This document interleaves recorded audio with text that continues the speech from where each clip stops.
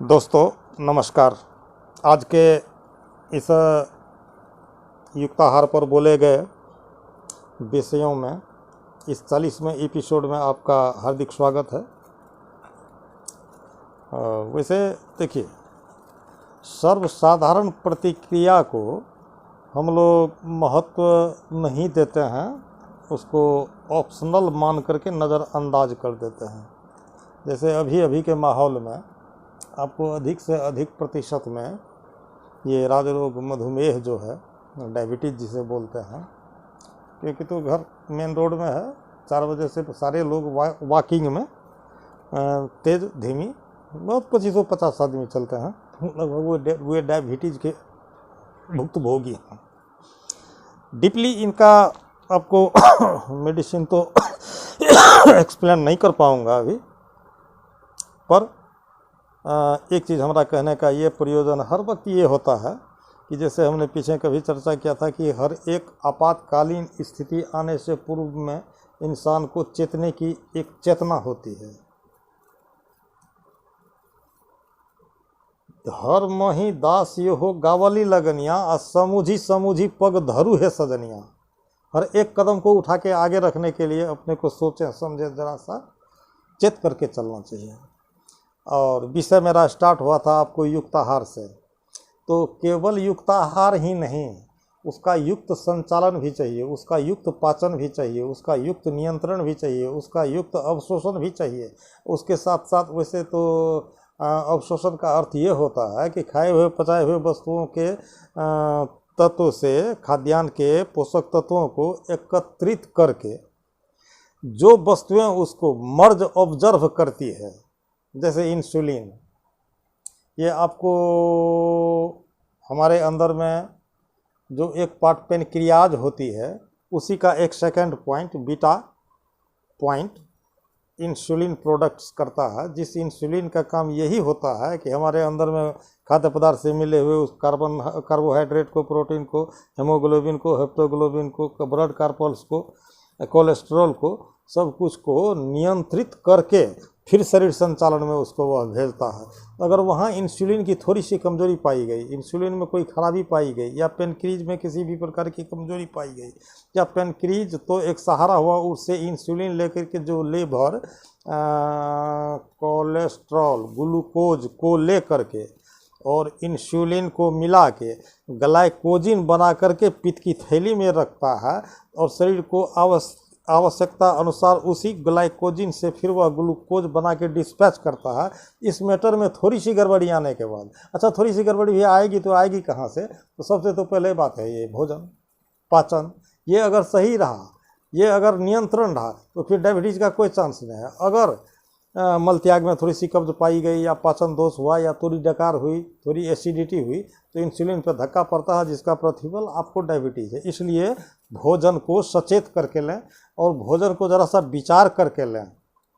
बात रास्ते में मुझे याद आई है, कहने का प्रयोजन मेरा आज के डेट में कुछ और था। आलू और प्याज की आत्मकहानी, आलू और प्याज की आत्मकहानी।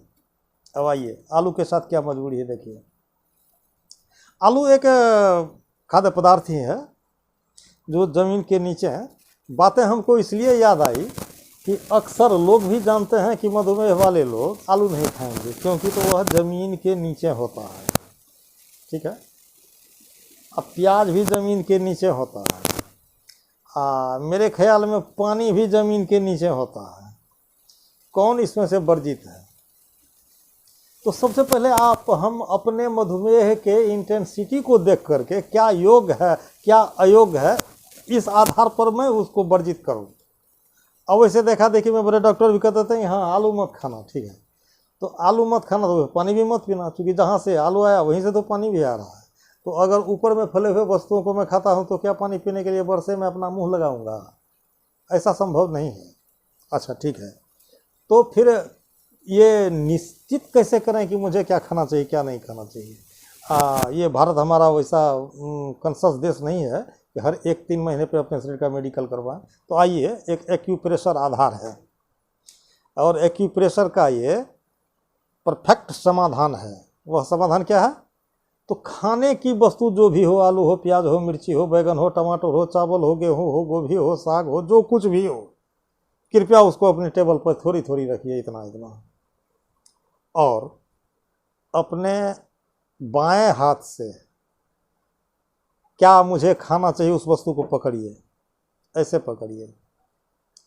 और हमने पीछे के एपिसोड में एक चीज़ बोला था कि हार्ट जो यह मेरा एक नलिका युक्त ग्रंथि है, वह ब्लड संचारण का यह एक बहुत बड़ा तंत्र है, लेकिन ब्लड संचारण के लिए वह एक बहुत बड़ा ग्लैंड्स ही नहीं है, उसके अंदर में कुछ ऐसे भी कीमिया पैदा होते हैं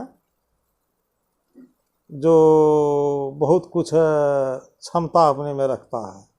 इसलिए इस मुट्ठी को इस अपने सीधे हृदय के ऊपर रखिए, इसको ऐसे, इस अवस्था और इस पोजीशन में, ठीक है। और दाएं हाथ को सीधा अपने समतल में ऐसे रखिए, और एक कॉन्शस लड़के को इस हाथ को आप दबाने का आदेश दीजिए उसको, और एक लड़का उसको इस हाथ को नीचे की ओर दबाएगा। तो इसको दबाने में क्या शक्ति लगी, ये समीक्षा उसका है। फिर उस वस्तु को छोड़ दीजिए, आप तीसरी वस्तु उठाइए और फिर उसको हाथ को दबाने के लिए कहिए, या 3 या 4 वस्तुओं को ट्रायल कीजिए। आप इसको यहाँ रख करके हाथ को उसको दबाने के लिए गए, अब दबाने में जो ताकत लगी उस कॉन्शस लड़के को, अब यहाँ ये विचारणीय योग है कि किस वस्तु के एवज में इसको दबाने के लिए सकारात्मक और प्रतिक्रियात्मक 2 प्रकार की शक्ति इसमें उत्पन्न हुई। जैसे मान अगर आलू आपके लिए वर्जित है मधुमेह में, तो फिर ये आपको ढीला समझ में आएगा। गोभी अगर आपको अपरिहार्य है तो ये आपको प्रतिकारात्मक शक्ति उत्पन्न होगी। इसको दबाने में उस लड़के को ज़्यादा ताकत लगेगा। ये आहार निर्णय केवल मधुमेह वालों के लिए हमने यह सूत्र आज आप लोगों के सामने रखी है। यदि आप भोजन करते हैं तो क्या करें नहीं करें, इसके लिए उस अन्न को आप इस पैटर्न पर एडजस्ट कर लीजिए कि क्या मुझे खाना चाहिए, क्या मुझे नहीं खाना चाहिए। अगर वह सुविधा मुझे हर 1-3 महीने में चेक कराने का नहीं हो तो आइए। अब मधुमेह से बचने के लिए तो सबसे तो पहले हम अपना भोजन, पाचन और मल त्याग, इस चीज़ पर अगर हम चिंता रखते हैं, इस चीज़ को अगर नियंत्रित रखते हैं तो उसकी संभावना नहीं है। वह मधुमेह होता क्यों है आखिर, तो इसी गैस्ट्रोइंटेस्टाइनल ट्रैक में किसी भी कमजोरी को कुछ दिन छिपा के दबा के रखने के बाद, उसमें भी पार्ट 1 डायबिटीज़ में आपको कुछ पता नहीं लगेगा। थोड़ी सी कोलेस्ट्रॉल कम बेसी हुआ तो ब्लड में सर्कुलेशन हो रहा है। अगर इस चीज़ को थोड़ी सी हम लेट करें, ये सेकेंड फेज में जाने के बाद वह होता क्या है, फर्टिलाइजेशन जो इसी का किडनी में होता है, तो वहाँ से अगर कुछ कोलेस्ट्रॉल आपके पेशाब के द्वारा एक्सीट हो गया, तब आपको कमजोरी महसूस होगी और आप शक के चलते जाएंगे, उसको चेक करवाएंगे तो मधुमेह साबित। अगर ये टर्च भी कर दिया तो आप मेडिसिन मत खाइए, सीधी बात है। एकदम हल्के से नमक, तेल, जीरा में उबाले गए दाल में जितना रोटी खाना है उसको 1 साल कंटिन्यूड उसी को खाइए।